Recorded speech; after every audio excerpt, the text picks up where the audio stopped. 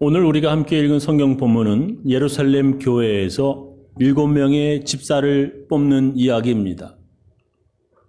예루살렘 교회에는 사도들만 12명이 있습니다. 예수님께서 뽑은 12명의 제자 중 하나인 가룟 유다가 예수님을 배반하고 자살하여 죽었습니다. 그래서 사도 자리가 11명이 되어서 사도 자리 하나가 이렇게 비어 있습니다. 예루살렘 교회 교인들은 마띠아라고 하는 사람을 뽑아서 사도의 일을 하게 하였습니다. 예루살렘 교회의 사도들만 12명, 지금으로 하면 목사님이 12명이라고 하는 것입니다.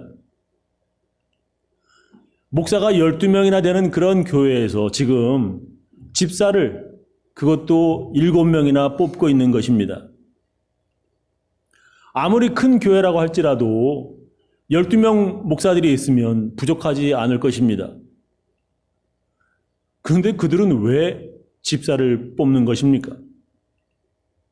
오늘 설교 제목은 교회에서 집사를 세우는 이유입니다. 예루살렘 교회에 아주 복잡한 문제가 생겼습니다. 그 문제는 바로 교회 안에 두 부류의 교인들 때문이었습니다. 하나는 헬라파 유대인 그리스도인들인데 그들은 그 당시에 공용어인 그리스어를 쓰는 사람들로 지금으로 말하면 영어를 사용하는 교인들이라 이렇게 하면 되겠습니다. 그들은 이스라엘이 아닌 외국에서 태어나 살다가 예루살렘으로 돌아온 유대인들이었습니다. 그들은 예루살렘 교회에 새로 들어온 교인들이었습니다. 또 하나는 히브리파 유대인 그리스도인으로 이스라엘에서 태어나 예루살렘에서 살던 오래된 교인들, 히브리 말을 사용하는 오래된 교인들이었습니다. 우리 교회로 예를 들면 한국말 하는 교인들이라고 할 수 있겠습니다. 이렇게 영어 회중과 한국어 회중, 또 새 교인들과 오래된 교인들, 두 부류가 교회 안에서 지금 다투고 있는 것입니다.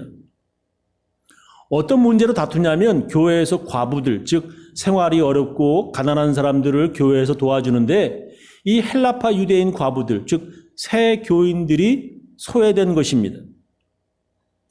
히브리어 쓰는 사도들이 자기들을 차별해서 같은 말 쓰는 옛날 교인들에게 더 신경 쓰고 새로 들어온 자기들은 안 도와준다고 그들이 오해를 하는 것입니다. 그 내용이 오늘 읽은 말씀에 나오지요. 그때의 제자가 더 많아졌는데 헬라파 유대인들, 그러니까 영어 쓰는 그리스도인들이라 할 수 있겠죠. 자기 과부들이 그 매일 구제에 빠짐으로 히브리파 사람을 원망한데, 그래서 사도들은 이렇게 교인들에게 말합니다. 12사도가 모든 제자를 불러 이르되 우리가 하나님 말씀을 제쳐놓고 공궤, 즉 이렇게 먹을 거 나눠주는 것, 일삼는 것이 마땅치 아니하니 형제들아 너희 가운데서 성령과 지혜가 충만하여 칭찬 듣는 사람 7을 택하라. 그래서 7명의 집사를 뽑는 거예요. 우리가 이 일을 저희에게 맡기고 우리는 기도하는 것과 말씀 전하는 것을 전무하리라.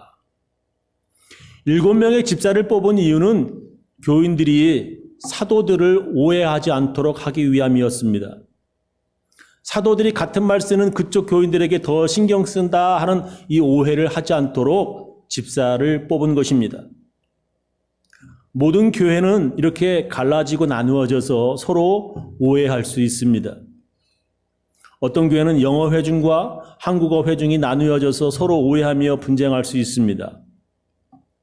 또 어떤 교회는 한국인 부부 가정, 한국 남편, 한국 아내, 이렇게 한국인 부부 가정과 이중문화 가정으로 나누어져서 서로 오해할 소지도 있습니다. 또 어떤 교회는 대학 나온 교인들하고 대학 나오지 않은 교인들로 나누어질 수도 있습니다.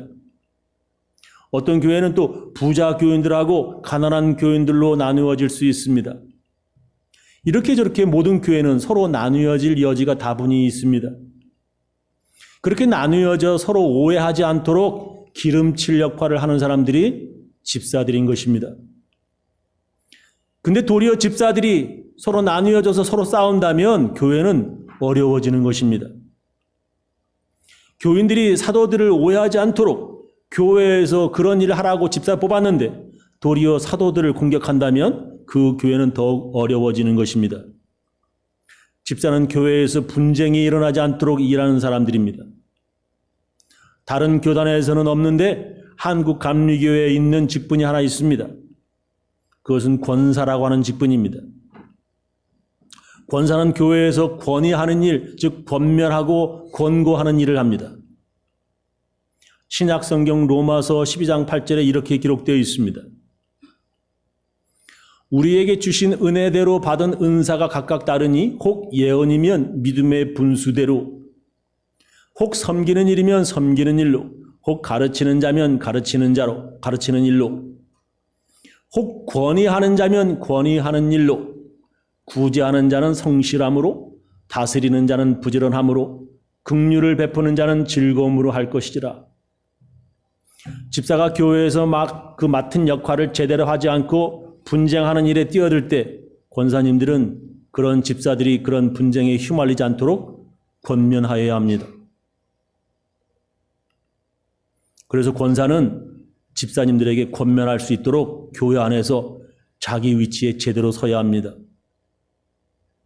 권사들은 교인들의 신앙이 약해져서 예배에 자주 빠질 때 그들을 격려해서 예배에 빠지지 않게 격려해야 합니다.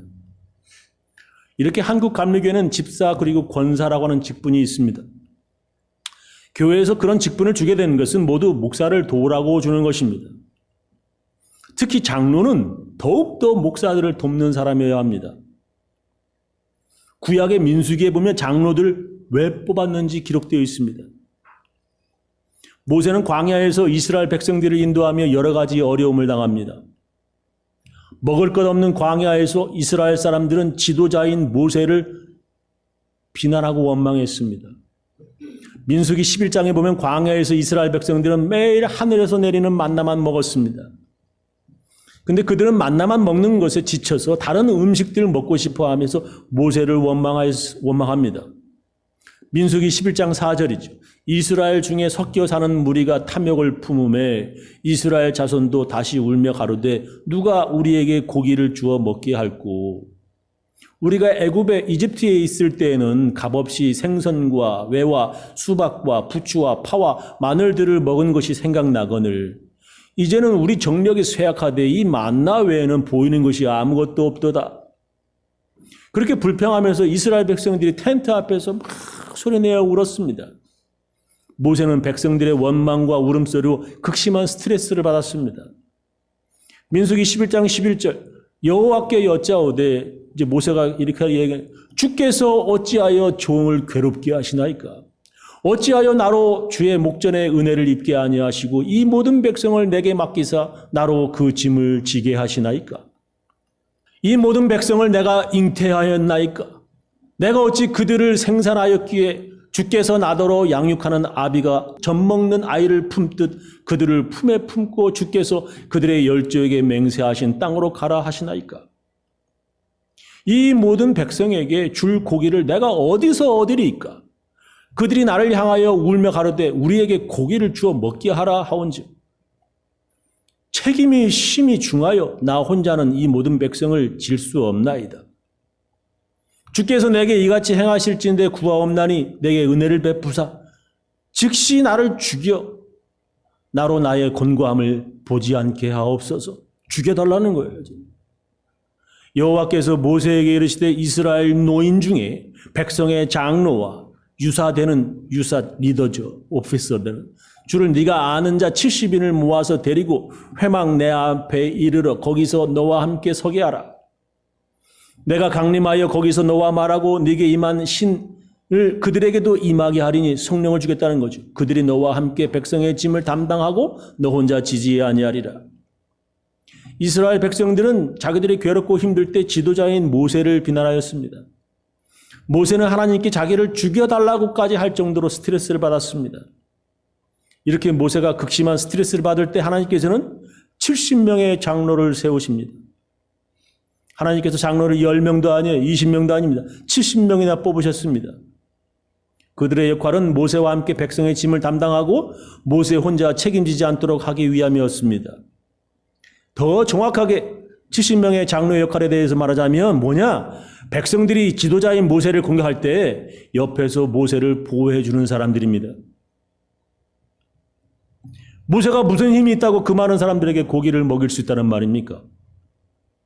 하나님께서는 사람들이 주의 종 모세를 공격하지 못하도록 주의 장로를 그것도 70명이나 세우셨습니다. 교회에서 때로는 목사들이 교인들에게 오해를 받고 비난과 비판을 받을 때가 있습니다. 교회에서 장로님들의 역할은 목사를 보호하는 일입니다. 그런 보호 역할을 해야 할 장로님들이 도리어 목사를 공격할 때 그 교회는 문 닫게 됩니다.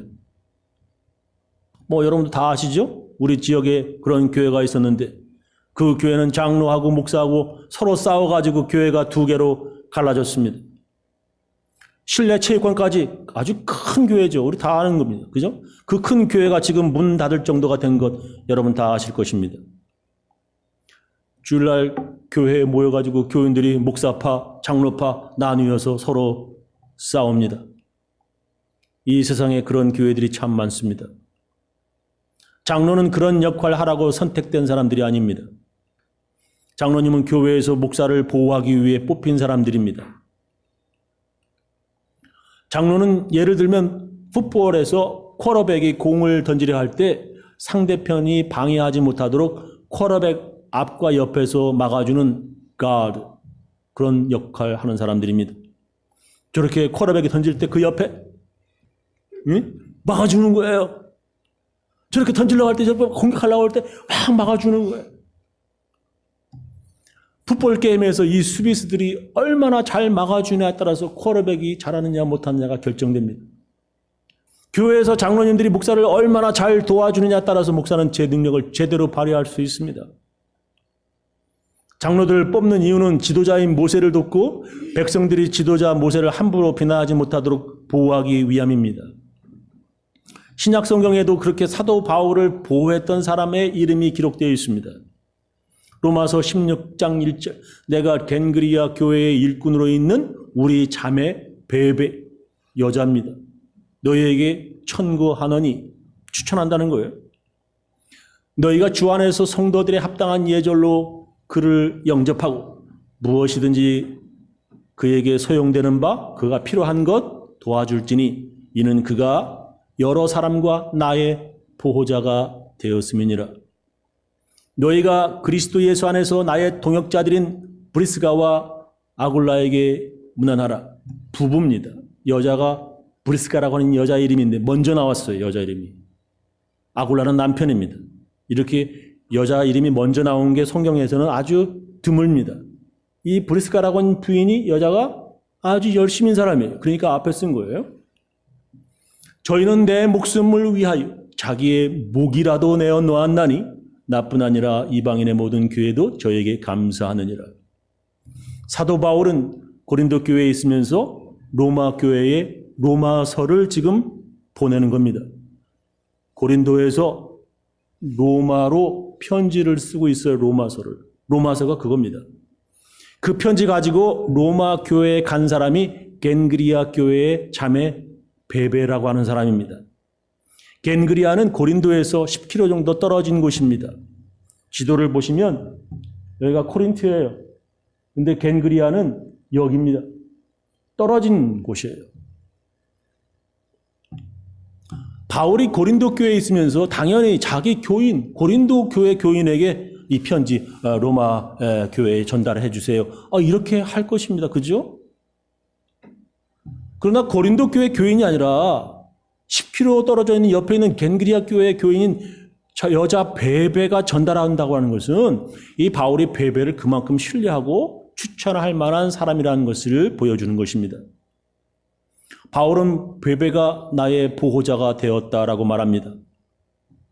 그래서 로마서 16장에 30명의 이름이 기록되는데 제일 먼저 이 베베라고 하는 여자가 이름이 제일 먼저 기록이 돼요. 그리고 바울은 브리스길라와 아굴라 부부를 바울 자기 목숨을 위해 그들의 목이라도 내놓을 정도의 사람들이라고 기록합니다. 그들은 그렇게 바울의 보호자가 되었습니다. 우리 교회도 그런 분들이 있습니다. 어느 교회든지 그런 분들이 있습니다. 이렇게 교회에 직분을 주신 이유는 주의 종 모세를 보호하고 사도들을 도우라고 세운 것입니다. 교회에서 목사를 도우라고 직분을 주시는 것입니다. 그렇다면 어떻게 목사를 도와야 합니까? 이 목사를 도우는 이 방법을 잘 아셔야 돼요. 어떻게 하는 것이 목사를 잘 돕는 것입니까? 모든 교회의 모든 목사가 이것입니다. 목사 돕는 것이 바로 이것입니다라고 말하는 것이 있습니다. 모든 교회, 모든 목사가 다 이것을 말해요. 그것은 바로 예배 참석입니다. 교회에 나와서 예배 참석하는 것, 목사를 돕는 가장 기본적이고 가장 좋은 길입니다. 목사들이 교인들에게 제일 원하는 것은 목사와 함께 예배 드리는 것입니다. 어떤 분은 예배에 참석하지 않으면서 목사를 도우려고 합니다. 목사를 돕겠다고 하는 그 마음 참 감사하지요. 그러나 제일 목사가 원하는 것은 예배라고 하는 것을 꼭 알아주십시오. 어느 교단, 어느 교회, 어느 목사든지 공통적으로 예배에 잘 참석하는 분들에게 제일 고마움을 느낍니다. 예배는 참석 안 하고 집사회의나 임원회의에 참석한다? 이것은 반만 도움이 됩니다. 온전히 돕는 것은 예배에 잘 참석하는 것입니다. 저는 올해 마지막 주일에 한 번도 예배에 빠지지 않은 분들에게 개근상을 드리려고 합니다. 1년 동안 주일 예배에 한 번도 빠지지 않은 것 쉬운 일이 아닙니다. 그것도 우리 여기 교회에 말이죠. 어떤 분들이 그 상을 받게 되실지 저도 궁금합니다. 그런 분들은 목사를 돕는 분들이십니다. 예배에 참석할 때 늦게 오지 말아주세요. 적어도 예배 시간 30분 전에 와주시는 것이 아주 도와주시는 것입니다. 미리 오셔서 교회 문 앞 청소해 주시기 바랍니다. 지금 교회 문 앞 청소하는 것 제가 아침에 하고 있습니다. 아침에 보면 저렇게 그냥 낙엽이 막 떨어져요. 저걸 제가 다 저 옆에 빗자루가 있습니다. 제가 쓸어요. 주일 아침에 아이들 방 청소하는 거 제가 하고 있습니다. 여기도 제가 베이큐um 해지요. 주일 아침에 제단에 꽃 올려놓는 거 제가 하고 있습니다. 저는 우리 교회 집사님들이 교회에 일찍 오셔서 그 일들을 해주시기를 원합니다. 도와주세요. 예배 드리기 5분 전에 헐레벌떡 오시지 마시고 미리 오시기 바랍니다. 예배 중간에 들어오시지 말고 일찍 오시는 것이 목사를 도와주는 것입니다. 부탁합니다. 도와주세요. 30분 전에 오셔서 교회에서 내가 할 일 없는지 찾아봐 주시기 바랍니다. 찾아서 해주시고 알아서 스스로 해주시기 바랍니다. 이거 하세요, 저거 하세요. 알아서 찾아서 해주세요. 설거지 할 것 보이면 못 본 척하지 말아주세요. 교회 처음 오는 손님처럼 교회 다니지 말아주세요. 이 교회 오래된 교인처럼, 아니 이 교회 시작할 때 있었던 교인처럼 일 찾아서 해주시기 바랍니다. 그래도 교회에서 무엇 해야 되는지 잘 모르시겠다면 권사님이나 사모님 그리고 저에게 물어봐 주시기 바랍니다. 물어보시면 이것을 도와달라고 제가 말씀드릴 것입니다. 그렇게 해서 일 하나 맡으시면 세상 무너져도 반드시 그리고 꼭 목사에게서 받은 그 일 해주시기 바랍니다. 잊어버리지 말고요. 기억해서 매주일 해주시기 바랍니다. 그리고 그 일을 아주 중요하게 여겨주시기 바랍니다. 맡겨준 그 일을 별스럽지 않게 생각하는 분은 다른 분에게 빼앗길 것입니다. 제가 수경자매에게 요거 넘기는 거 좀 부탁드렸어요. 뭐 하나 일 맡으시면 그 일을 귀하게 여겨주세요. 그거 아주 중요한 일입니다. 소중하게 여기시지 않고 잊어버리죠? 다른 분에게 빼앗기십니다. 예를 들면 제가 교회를 그분에게 맡겼는데 한두 번 하다가 그분이 교회에 안 나오십니다. 그 일을 계속해야 하는데 그분이 교회에 안 나오니 다른 분에게 맡기게 됩니다. 교회 일은 참석 잘하는 분에게 맡겨집니다. 목사는 예배에 빠지지 않고 잘 나오는 분에게 그 일을 맡길 수밖에 없습니다. 예배에 빠지지 않고 참석하는 것, 목사를 도와주는 것입니다. 교회에 와서 예배 시작에 교회 소식 광고 전할 때 이 교회 소식을 잘 들어주시기 바랍니다. 교회 소식 오늘 짐 집사님이 읽었는데 이거를 잘 들어주시기 바랍니다. 교회 소식에는 목사가 도와달라고 하는 일들, 회의 날짜와 시간, 교인들의 소식, 교회 일정 이런 스케줄이 들어있습니다. 교회 소식을 잘 들으시고 관심을 가지고 참여해 주시는 것이 목사를 돕는 것입니다. 근데 예배에 참석 못하는 경우가 생깁니다. 그렇지요. 무슨 특별한 일이 있을 수 있어요. 그럴 때는요, 목사의 지난 설교, 유튜브에 올려진 동영상 설교 꼭 봐주시기 바랍니다. 지난 주일날 못 들었어요. 그러면 저한테, 사모님한테, 누구한테 물어봐 주세요. 우리 유튜브에 다 올라갑니다. 제 설교를. 그거 꼭 봐주세요. 회의에 참석해 주시기 바랍니다. 교회의 집사회의나 임원회의에 참석해 주시는 것이 돕는 것입니다. 근데 일이 생겨서 그 회의에 참석 못하는 경우가 생깁니다. 그렇게 교회의 집사회의나 임원회 때 참석 못하면 자기 없이도 그 회의에서 결정된 사항을 따라 주시기 바랍니다. 자기가 그 회의에 참석하지 않았다고 그 회의 결정을 따르지 못하겠다고 하는 사람도 있습니다. 어떤 분은 회의에서 자기가 내어놓은 의견이 채택되지 않았다고 해서 기분 상해하는 분도 있습니다. 어떤 분은 자기가 반대한 의견이 결정된 것에 분노하기도 하고서 교회 안 나오기까지 그렇게 한다고 하는 사람도 있어요. 그러지 말고요. 여러 사람들이 동의한 결정에 따라 주시는 것이 목사를 도와주는 겁니다. 자기가 못 나와서 회의 결정하는 걸 따라 주시는 게 이게 목사를 돕는 것입니다. 그리고 집사님들 될 수 있으면 다른 분들 다 떠나고 제일 마지막에 교회 떠나셔서 집에 돌아가시기 바랍니다. 가실 때 여기저기 나와 있는 것들 다 정리해 주시고요. 열린 문 없는지 다 닫아 주시고 청소해 줄 거 없는지 다 정리하시고 가주세요. 우리 교회 친교실 벽에 붙어 있는 메모가 하나 있습니다. 여자 화장실 그 앞에 붙어 있죠? 아마 아이들이 예전에 붙여놓은 메모인 것 같습니다. 저렇게 써 있어요. 그죠? 다들 보셨죠? 저게 무슨 말입니까? If you 안 잠겨 있으면 unlock, 잠가주세요. 열려 있으면 닫아주세요. 떨어졌으면 주수세요. 떨어진 거 보는데 왜 안 주는지 모르겠어요. 흘렸으면 닦아주세요. 부서졌으면 시간 내서 고쳐주세요. 어질렀으면 청소해 주세요. 켜져 있으면 꺼주세요. 집사님들은 목사를 돕기 위해 교회에서 뽑힌 사람들입니다. 꼭 집사님들만 목사를 돕는 것이 아닙니다. 저는 가능하면 우리 교인들 모두 목사를 돕는 집사님들 다 되셨으면 좋겠습니다.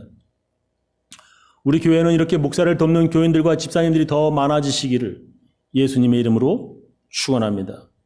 기도하시겠습니다.